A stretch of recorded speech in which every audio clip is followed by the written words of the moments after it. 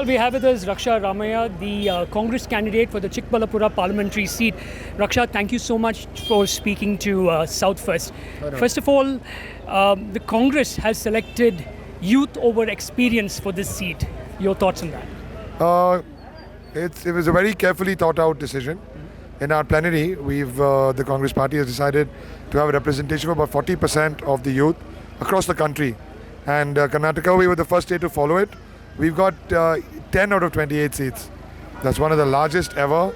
The Congress party identifies the leadership that the youth can bring to the table.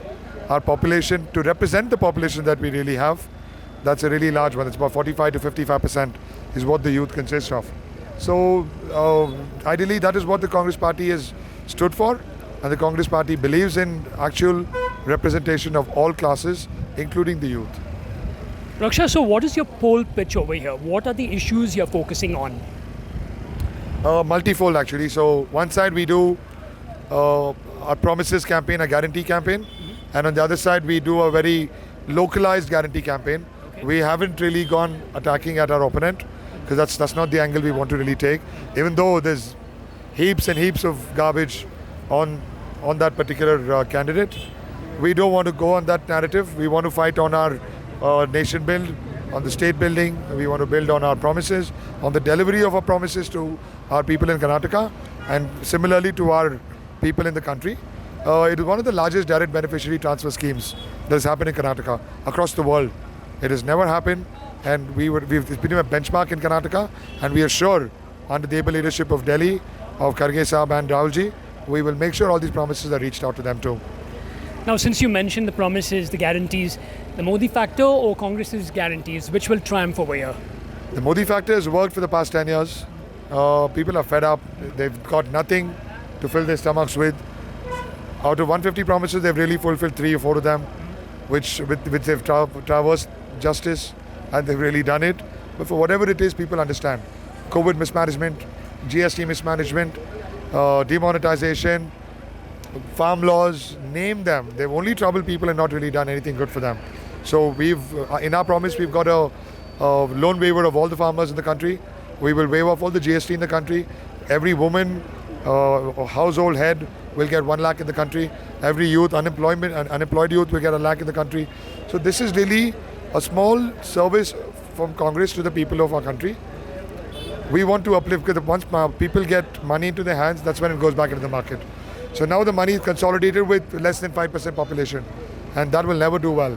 You're again looking at an oligarchic system, and that is not going to do well for the country. Prime Minister Modi was here. He addressed a huge gathering on the 20th. He said that this particular statement, I just don't make policies, but I also give guarantees. I don't know what he's really talking about. All the policies that, all the formats that the Congress party has really started is what he's using now. From our Manregas to RTI. RTI is literally like dead now. RTE. So all these policies is what Congress really stands for. They don't understand promises. They don't understand policies. They understand divide and rule. So I don't know what he really talks about. And his gathering in Chikbalapur was barely not what he expected. It was 1/3 of what he expected, and it was disappointing for them.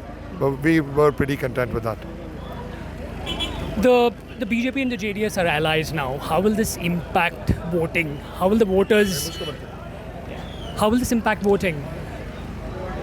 Last time, 2019, it was a Congress and JDS alliance, and we got 1 seat. So it's a BJP and JDS alliance this time. I don't think they're going to do better than that. All right. Two final questions. I know you're getting late over here. We see a lot of leaders from the Congress, both youngsters, I'm talking about experience, leaving the party across the nation in the Congress. What's your opinion on that? You give us the IT and ED, we'll make everybody leave and come to our party. You give us the police force, we'll make everybody come to our party. We'll get even Amit Shah to come to our party.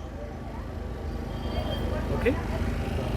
Karnataka specific, is there a fight for space amongst youngsters in the party?